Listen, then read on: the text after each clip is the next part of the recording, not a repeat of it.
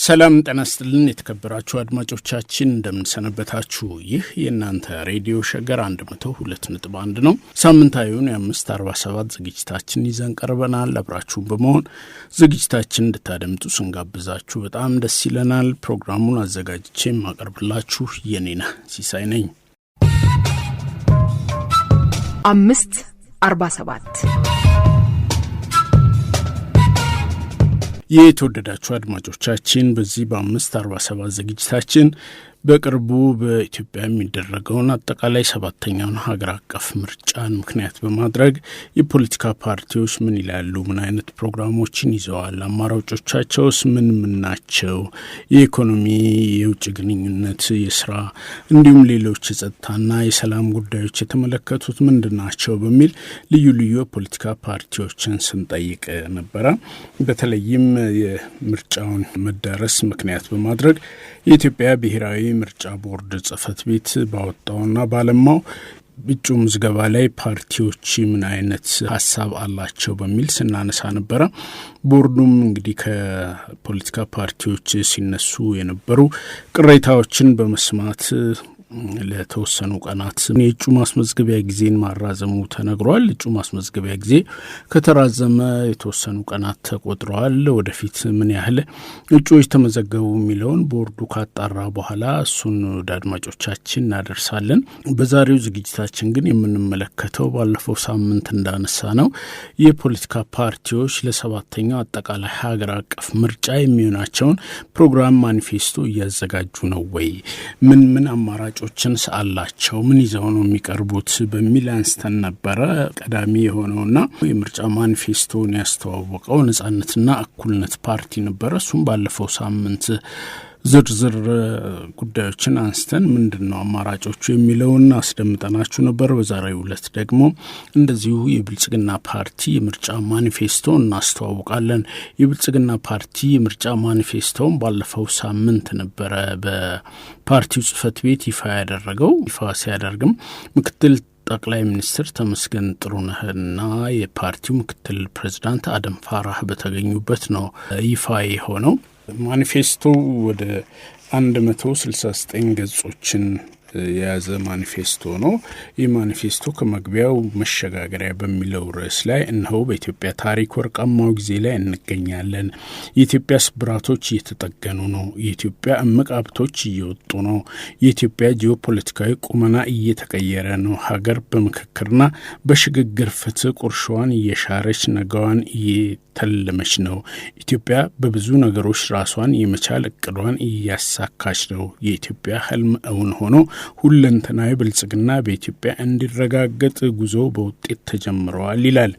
ይህንን ውጤታማ ጉዞ ይበልጥ ለማሳካት ብልጽግናን መምረጥ ወሳኝ ነገር ነው። ብልጽግናን ከመረጡ በቀጣይ 5 ዓመታት በሚከተሉት 15 አምዶች የተዋቀረ ኢትዮጵያዊ ብልጽግናን ያያሉ በሚል መግቢያው ላይ የብልጽግና ፓርቲ የምርጫ ማኒፌስቶ ሰፍሯል። ትናንትን ማከም ነገን መተለም በሚል መርህ ነው ይሄ ማኒፌስቶ የቀረበው።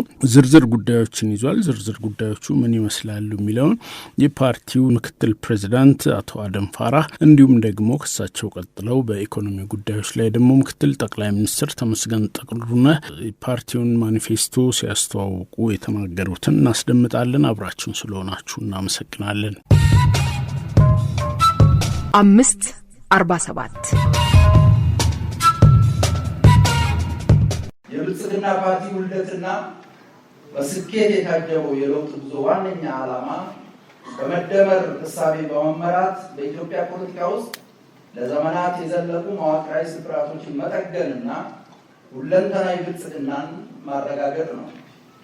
ለዚህ ስኬትም በፍጹም ህዝባዊነት በጽናትና በቁርጠኝነት በተግባር ሲያረጋግጥ ቆይቷል። በሚቀጥሉት 5 ዓመታትም በህዝብ ይሁንታ ውጤታማ ጉዞውን ለመቀጠል የሚያስችለው የ7ኛው ጠቅላላ ምርጫ ማኒፌስቶውን አዘጋጅቶ እነሆ ለህዝብ አቅርቧል። ማኒፌስቶ በየዘርፉ ፓርቲያችን የያዛቸው እሳቤዎች፣ የእስካሁን ስኬቶች፣ የአሁናዊ ሁኔታ ግምገማዎችና ቀጣይ ትልሞችን በሚገባ የያዘ ነው። ማኒፌስታችን ትናንትን ማከም ዛሬን በሚገባ መጠቀምና ነገን መተለም ማዕከል ያደረገ ነው። የማኒፌስታችን ግብም የኢትዮጵያን ሁለንተናዊ ብልጽግና በማረጋገጥ ራዕይ ማዕቀፍ ኢትዮጵያን ወደ ተምሳሌት ሀገር ማሸጋገር ነው። የማኒፌስታችንን አንኳር ይዘቶች ማንሳት አስፈላጊ በመሆኑ እኔ ከፖለቲካና ከዲፕሎማሲ ጋር የተያያዙ ጉዳዮች ላይ አተኩራለሁ። የክቡር አቶ ተመስገን መልእክት ደግሞ በኢኮኖሚና በማህበራዊ ጉዳዮች ላይ የሚያተኩር ይሆናል። በማኒፌስታችን ከፖለቲካና ዲፕሎማሲ ጋር በተያያዘ የተቀመጡ ሀሳቦችን በአራት ምዕዎች በተደራጁ 13 ነጥቦች ጠቅልለን ማስቀመጥ እንችላለን። 547 የመጀመሪያው መግባባት ነው። ከዚህ አኳያ በሚቀጥሉት 5 ዓመታት ለማስረጽ የምንሰራቸውና ሀገራዊ መግባባት ለመፍጠር የምንረባረብባቸው ዋና ዋና ጉዳዮች 3 ናቸው። እነርሱም የመጀመሪያው ጠንካራና ቅቡልነት ያለው ሀገረ መንግስት በጽኑ መሰረት ላይ ለመገንባት የሚያስችል ሀገራዊ መግባባት መፍጠር ነው። ለዚህም የሀገረ መንግስት ህልውና የሚፈትኑ ለፖለቲካ ለመረጋጋትና ለግጭት መንስኤ የሆኑና ለፖለቲካዊ ማህበራዊና ኢኮኖሚያዊ ቀውስ በር የሚከፍቱ ተቋማዊና መዋቅራዊ ስብራቶችን መጠገን የሚያስችሉ መሰረታዊ መፍትሄዎች ላይ መግባባት ለመፍጠር እንተጋለን። ለዚህም አካታች ሀገራዊ ምክክሩ እንዲሳካ በመርህ ከማገዝ ባሻገር የሚደረሱ ውሳኔዎችና የሚቀርቡ ምክር ሀሳቦችን ወስደን ተግባራዊ በማድረግ አዲስ ቃል ኪዳን እንዲታሰር እናደርጋለን። ሁለተኛ፣ አስተሳሳሪ በሆነው የብሔራዊነት ትርክት ላይ መግባባት መፍጠር። ለዚህ ስኬትም በነፃነት፣ በእኩልነት፣ በፍትሃዊነትና በወንድማማችነትና ተማማችነት እሴት ላይ የተመሰረተ ትናንትን ለመወቃቀስ ሳይሆን ለመማሪያነት፣ ዛሬን ለስራና ለለውጥ፣ ነገን ደግሞ በጋራ ተስፋ ላይ በመገንባት የጋራ ማንነትና የጋራ ሀገር ለመፍጠር የሚያስችል ገዥ ትርክት ማስረጽ ላይ እንረባረባለን። ሶስተኛ፣ ብሔራዊ ርዕያችንን የሆነው የኢትዮጵያ ህልምና ትልሞቹ ላይ መግባባት መፍጠር ነው። የኢትዮጵያና የኢትዮጵያውያን ሁለንተናዊ ብልጽግና የማረጋገጥ ህልምን እውን ለማድረግ ኢትዮጵያን ሰብአዊ ልዕልና የተረጋገጠባት የተሟላ ሉዓላዊነቷን የተጎናጸፈች አፍሪካዊ ኃይል የማድረግ ትልሞችን የማስረጽና ለስኬታማነታቸው ሁሉም የድርሻውን እንዲወጣ የሚያደርግ መግባባት ለመፍጠር በቁርጠኝነት እንንቀሳቀሳለን። 547 ሁለተኛው መፍታት ነው።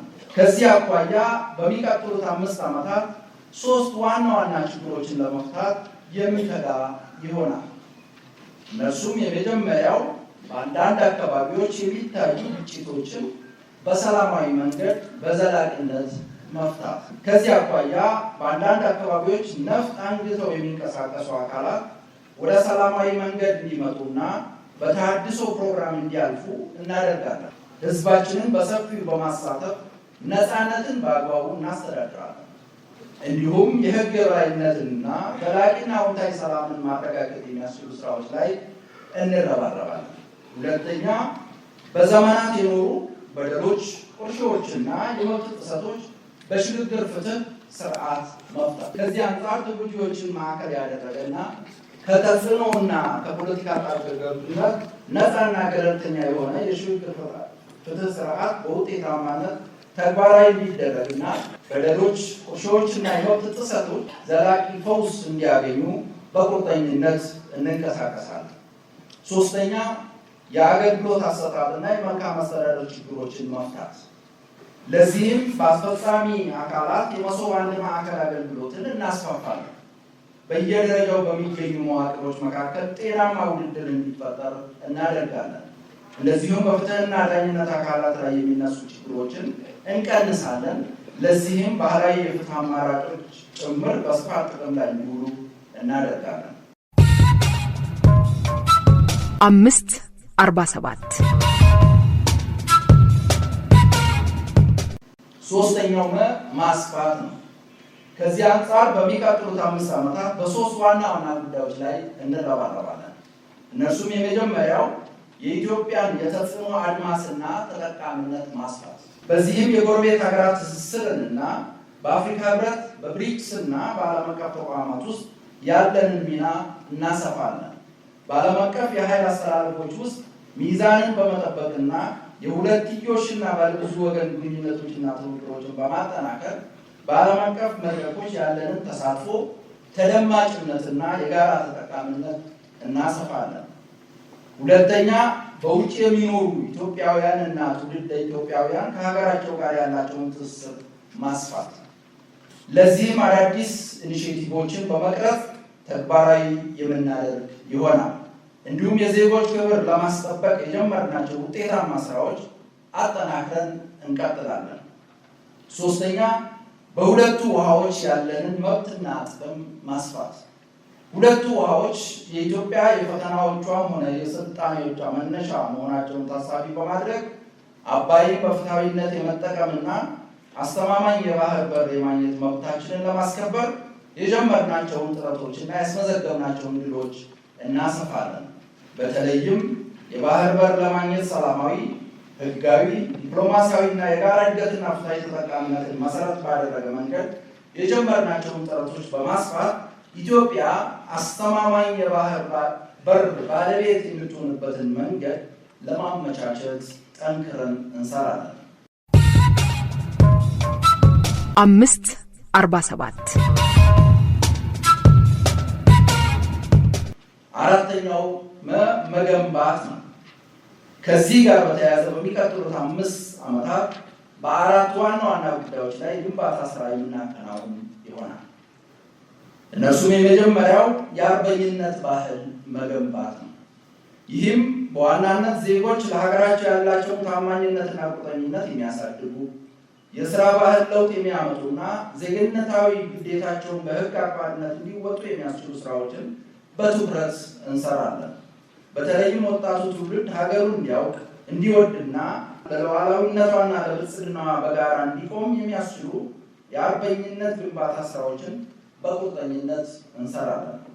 ሁለተኛ፣ የስርዓት ለውጥን የሚሻገሩ ብቁ ተቋማትን መገንባት። በዚህም የመንግስት ተቋማት ከጊዜያዊ የፖለቲካ ፍላጎቶች ተጽዕኖ ነፃ ሆነው በህግ የበላይነትና በስነ ምግባር የታነጹ፣ ገለልተኛና ብቃት ያላቸው እንዲሁም ዘመናዊና የዜጎችን አመኔታ ያተረፉ እንዲሆኑ ለማድረግ የጀመርናቸውን ጥረቶች አጠናክረን እንቀጥላለን። ሶስተኛ፣ የወንድማማችነትና ተማማችነት እሴትና ህብረ ብሔራዊ አንድነትን መገንባት ነው።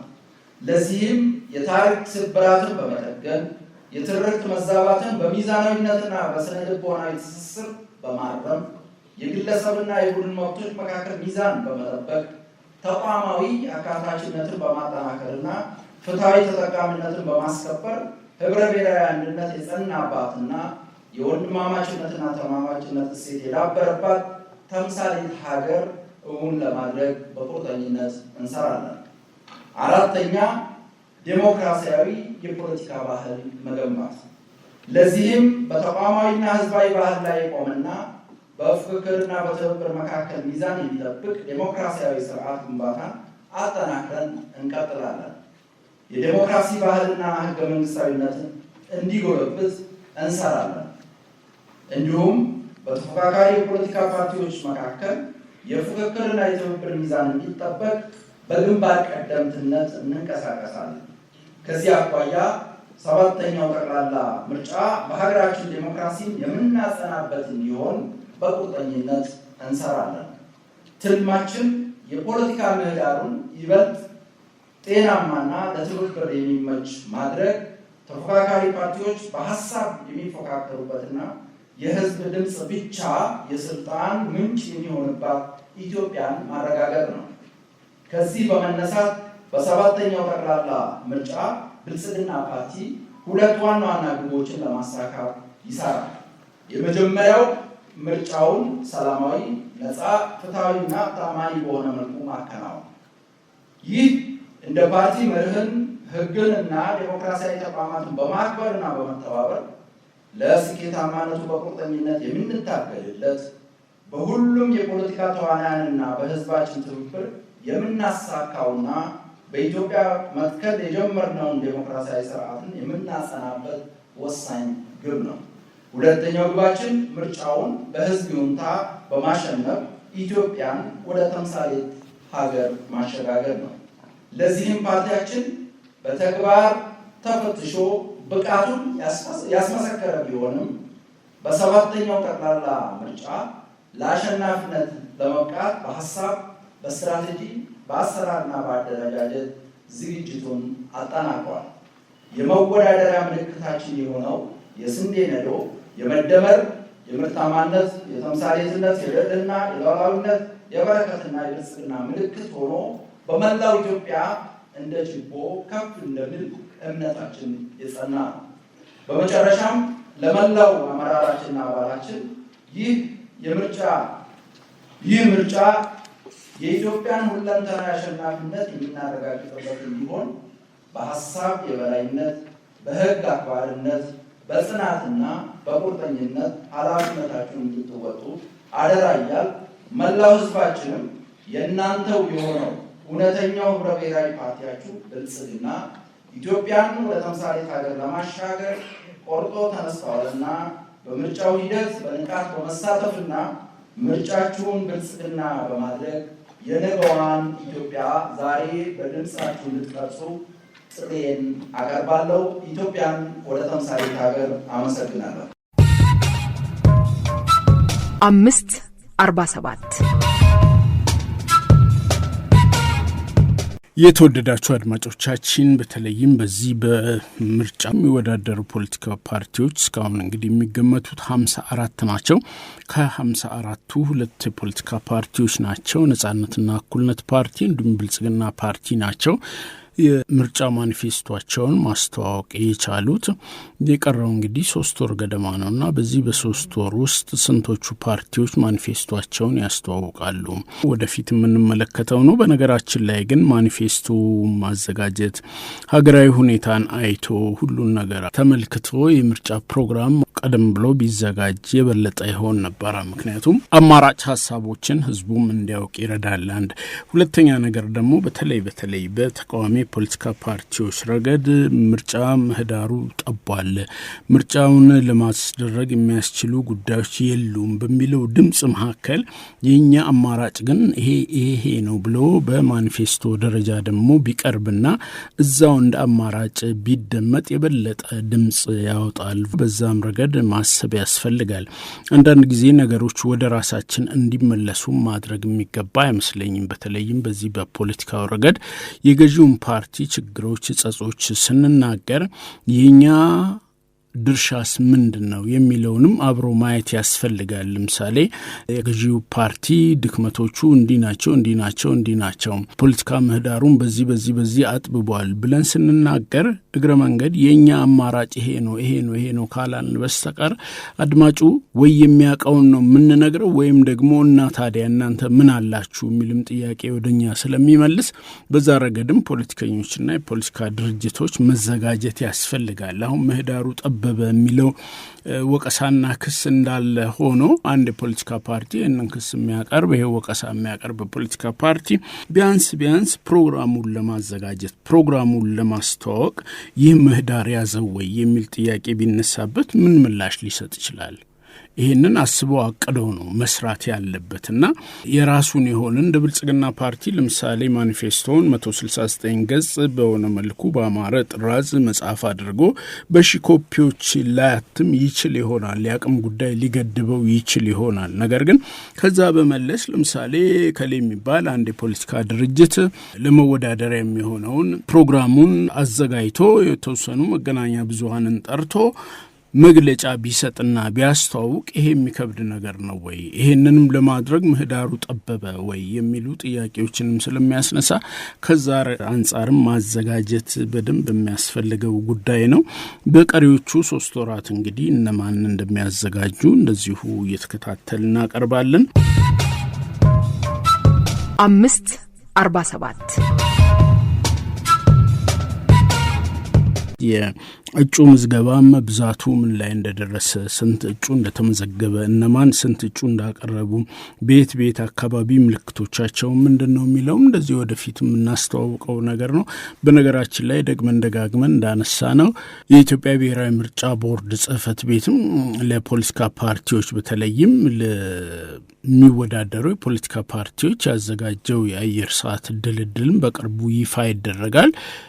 የአየር ሰዓት ድልድሉን የሚመለከታቸው በምርጫው ላይ የሚወዳደሩ ፓርቲዎች የሚጠቀሙበት ነው። ከዛ በፊትም የክርክር ሰዓቶችም ይኖራሉና እነዛም እንግዲህ በመገናኛ ብዙሃን ላይ ተደልድለው የሚመጡ ከሆነ እንደዚሁ ፕሮግራም አሲዘን ያንን የምንመለከት ጉዳይ ነው የሚሆነው። ከዛ በተረፈ ግን ፓርቲዎች አሁንም ቢሆን በቀረው ጊዜ ውስጥ የራሳቸውን ፕሮግራም ማዘጋጀቱ እጩ ማስመዝገቡ እንዳለ ሆኖ ጎን ለጎን ግን የእናንተ ፕሮግራም ምንድን ነው? የፓርቲ ማኒፌስቷቸው ምንድን ነው? የምርጫ ዝግጅታችሁ ምን ይመስላል? የሚለውንም የነገራችሁ ህዝቡ ቢያውቅ የተሻለ ይሆናል የሚል ግምት አለን። ያ እንግዲህ ቆይተናል ይሄንን ፕሮግራም ስናዘጋጅ የፖለቲካ ፓርቲዎች አቋም ምንድን ነው? በዘንድሮ ምርጫ ላይ ምን ያህል አይነት አቋም ይዘዋል?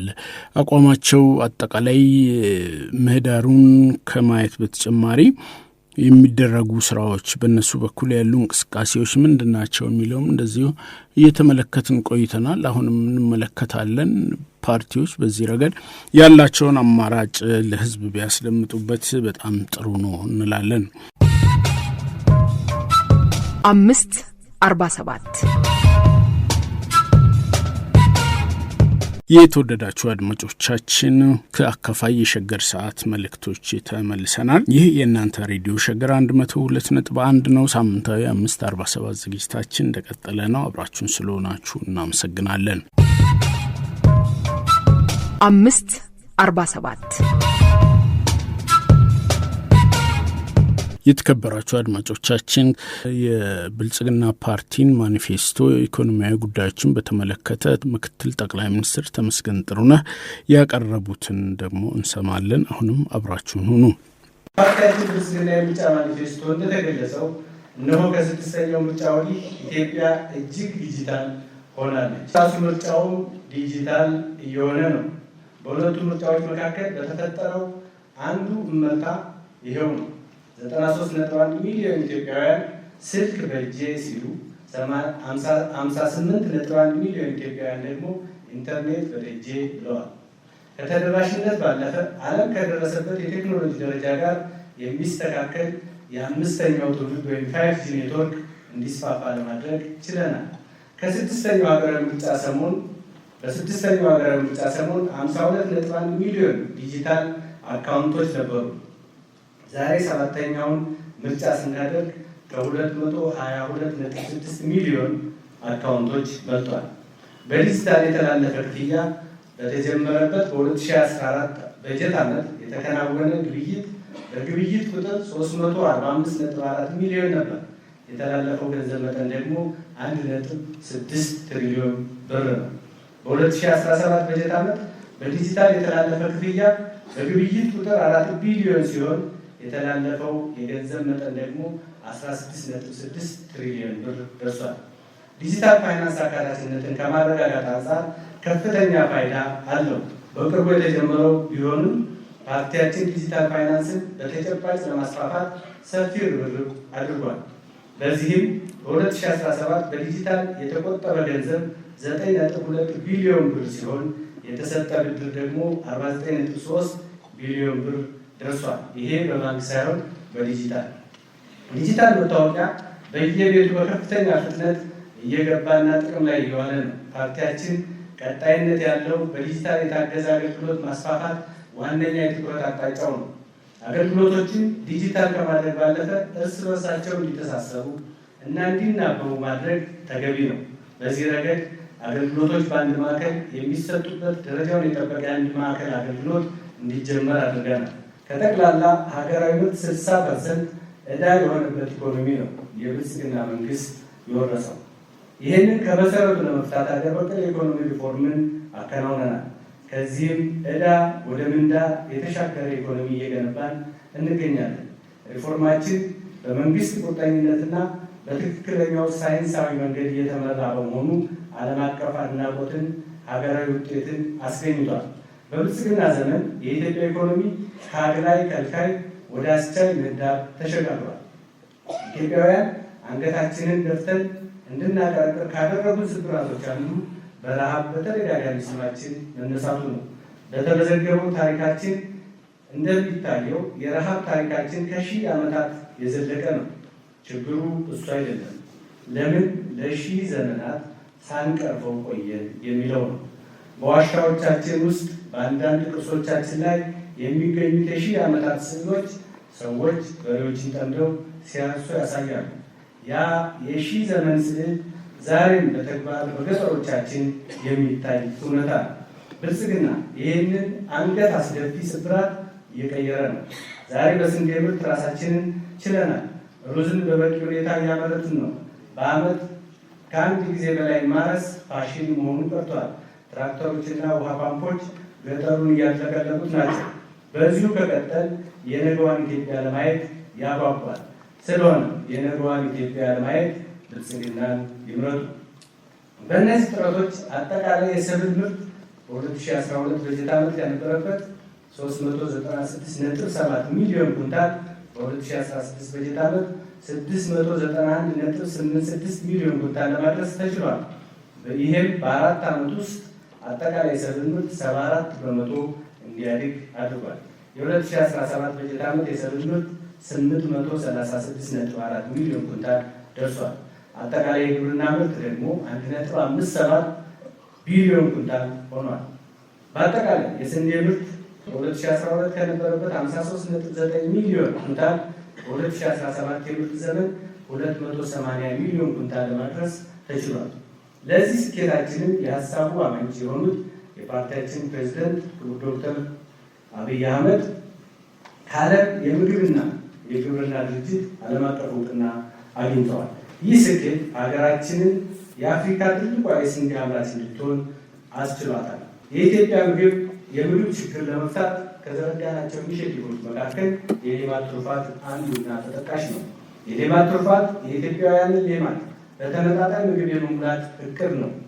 መቀንጨርን እና የተመጣጠነ ምግብ እጥረትን ለመቅረፍ የሚያስችል ቤተሰብ ተኮር ፕሮግራም ነው።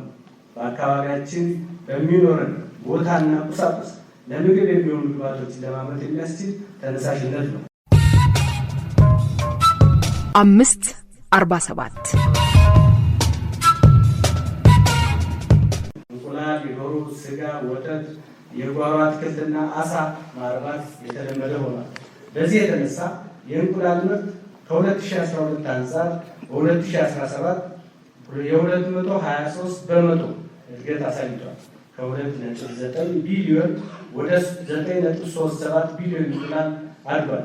የወተት ምርት የ198 በመቶ ጭማሪ አሳይቷል። ከ4.4 ቢሊዮን ሊትር ወተት ወደ 13.1 ቢሊዮን ሊትር አድጓል። እንዲሁም የዶሮ ስጋ ምርት የ295 በመቶ ተመንድቧል።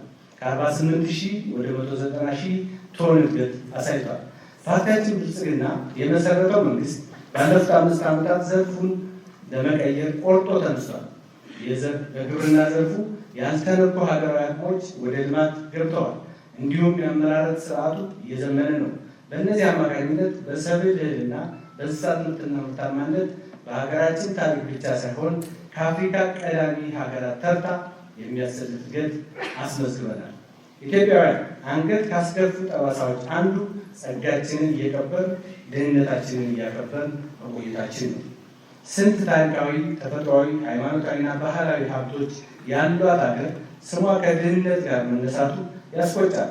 ይሄ ቆጭቷቸው የዘፈኑ አሉ፣ ይሄ ቆጭቷቸው የፎከሩም አሉ፣ ይሄ ቆጭቷቸው ለመቀየር የሞከሩም አሉ። ብልጽግና ግን ቁጭቱን በፈጠራና በፍጥነት ወደ ተአምር ቀይሮታል። አክሱምንና ላሊበላን እያደሰ ነው።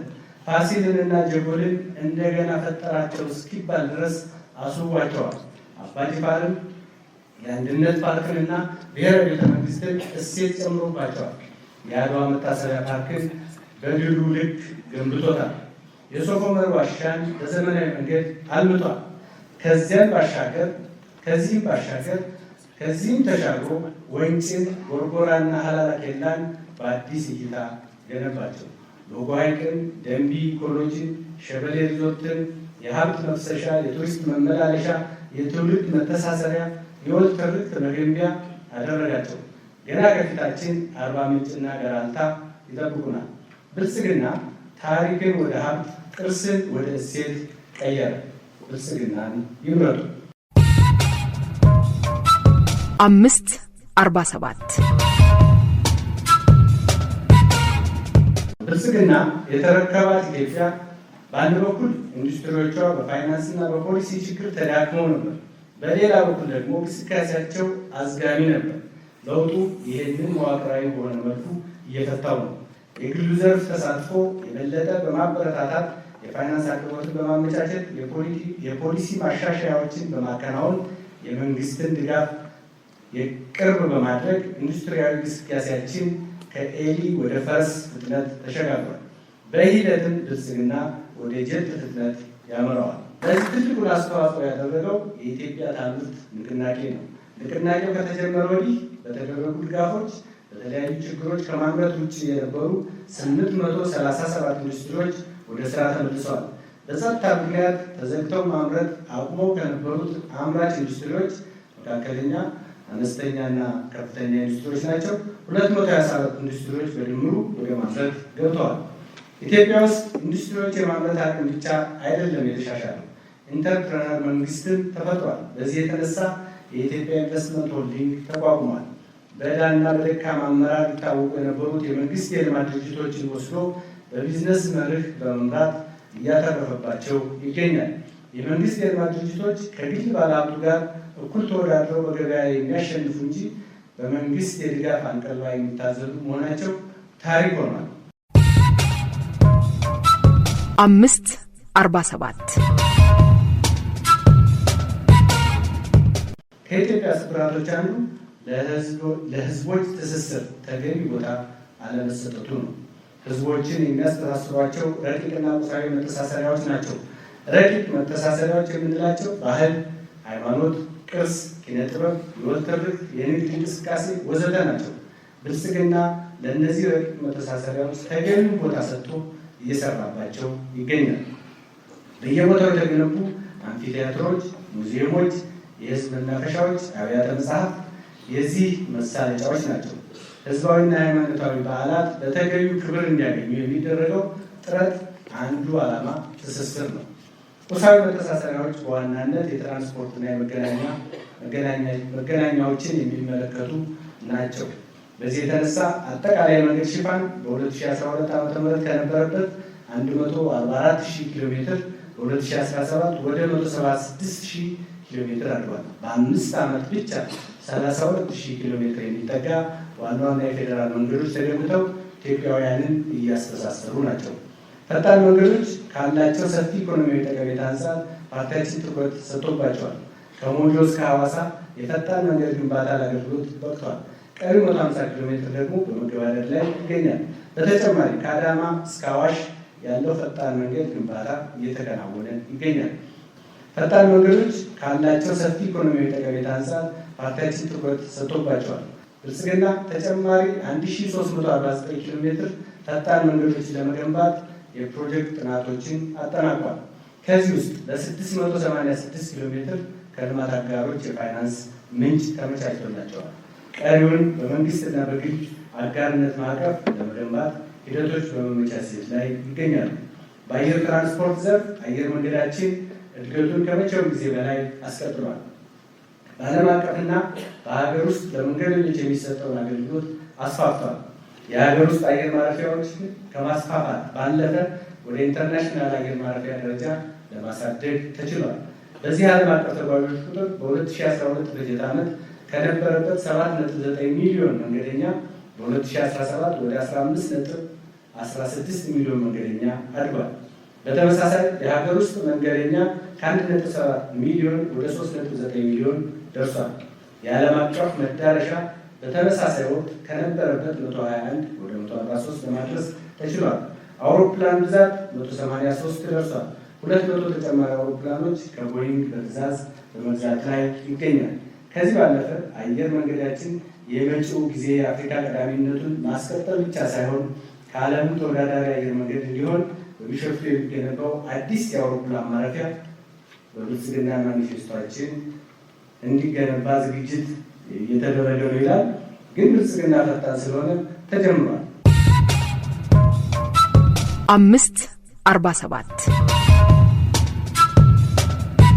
አድማጮች በዚህ ዝግጅታችን ላይ ተከታታይ ከምናቀርባቸው ዝግጅቶች በተጨማሪ የውጭ ሀገር የስራ ስምሪትን የተመለከተውም እንደዚሁ አንደኛው የምናነሳው ጉዳይ ነው። ያንን የምናነሳው በተለይም ከሀገር አቀፍ ሁኔታው አንጻር በመመልከት ነው። አሁን ባለው ዓለም አቀፍ ሁኔታ ደግሞ ውጭ ሀገር ሄዶ ሰርቶ ገንዘብ አግኝቶ ወደ ሀገር መመለስ አንዱ ስለሆነ በዛ ላይ ትኩረት እናደርጋለን። ህጎቻችን ምን ይላሉ? ምን እየተሰራ ነው?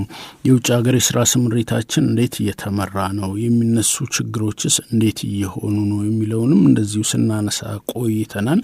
በዚህ በውጭ ሀገር የስራ ስምሪት ዙሪያ ካነሳናቸው ነጥቦች መካከል በቅርቡ በስራና ክህሎትና በኤጀንሲዎች መካከል የሚታዩ አለመግባባት የሚመስሉ ነገሮች አሉ።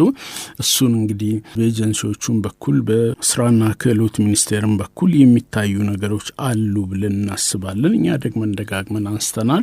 ስራና ክህሎትም ያለውን እንቅስቃሴ እንደ ሚኒስቴር መስሪያ ቤት መገናኛ ብዙሃን ላይ በተለይም ይሄ ሜንስትሪም የሚባሉ መገናኛ ብዙሃን ላይ የቀረበ መረጃዎችን ቢሰጠን የተሻለ ነው። አሁን አዲስ የኤጀንሲዎች ምዝገባ እየተካሄደ መሆኑን ሰምተናል። በሚኒስቴር መስሪያ ቤቱና በኤጀንሲዎች መካከል ያሉ አንዳንድ አለመግባባቶች እየተሰሙ ነው። በተለይም በዋስትና ገንዘብ ማስቀመጥ ዙሪያና የአቀማመጡን በተመለከተ እንዲሁም ደግሞ አከፋፈሉንም በተመለከተ አለመግባባቶች እየተደመጡ ነው።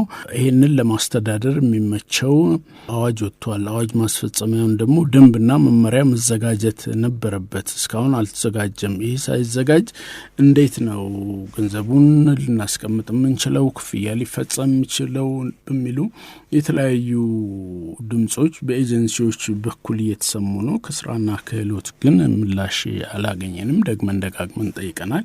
በመገናኛ ብዙሃን ላይ እንዲህ አይነት ነገሮች ግልጽ ካልሆኑ አሰራሩንም ስለሚያወሳስቡት ከዛም በላይ ደግሞ ችግሮች ሊፈጠሩ ይችላሉ።